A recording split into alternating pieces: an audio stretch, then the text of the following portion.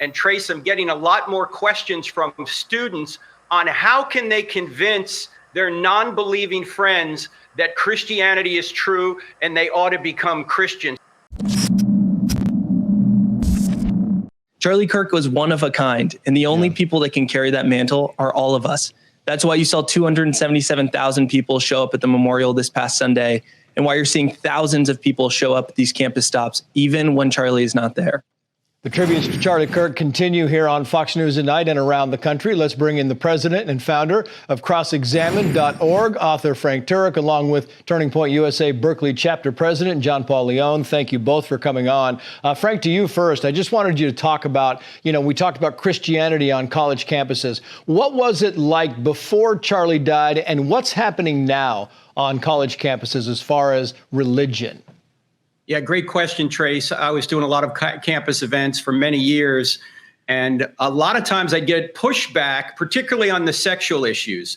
They didn't like Christianity because of its moral implication.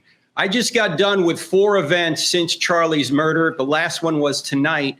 And Trace, I'm getting a lot more questions from students on how can they convince their non-believing friends that Christianity is true and they ought to become Christians. So there's been a decided shift just since 15 days ago.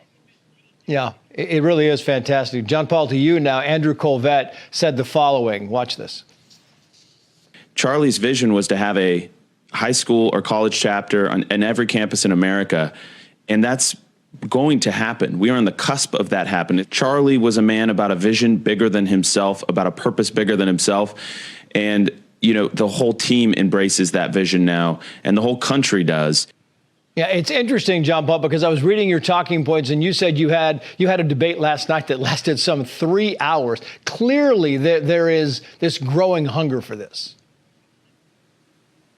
Yes, Trace, that's exactly correct. Last night we had a debate night, and there was a record high turnout. We've never seen anything like it. Many students are being mobilized by the assassination of Charlie Kirk, and many students are coming out to our meetings. For reference, there was more than double of the highest membership we had on our record high meeting last semester. So there's plenty of students, and we stayed in the room until we got kicked out, and then went outside to continue the meeting for 3 more hours. Yeah, it really is fantastic. This is interesting. SF Gates said the following here, Frank, and the quote is this, put this up on the screen: Charlie Kirk's Turning Point USA coming to UC Berkeley, right? And here's the big poster and the big rollout, Turning Point, and there you have Rob Schneider and Frank Turek that are going to Berkeley. Can you feel the groundswell that's coming along with this, Frank?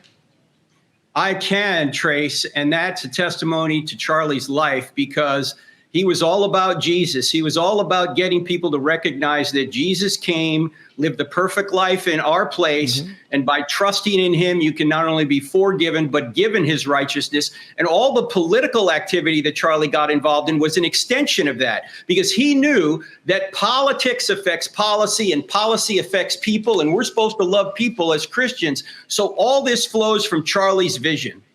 Yeah. I want to play this soundbite. This is from back in August when Charlie Kirk was on Fox and Friends. He was talking about revival, and he said the following here. Watch. We are seeing Gen Z go back to church in record numbers. We are seeing a Christian revival that should give everyone in this audience hope. It's the greatest news happening in America right now. And it really is, John Paul, increasing so rapidly. We're just seeing this happen on a daily basis, really kind of come together and start to grow. Absolutely. I mean, before, many people who are conservatives on our campus were frankly scared. And it was a story that I really relate to, because in my first year here at UC Berkeley, I didn't want to talk about my politics. It's such a hostile environment. You get called a fascist every 20 seconds by someone who walks by. That's exactly what they did to Charlie Kirk. But Charlie Kirk gave his opponents an open mic for them to speak whatever they wanted to speak.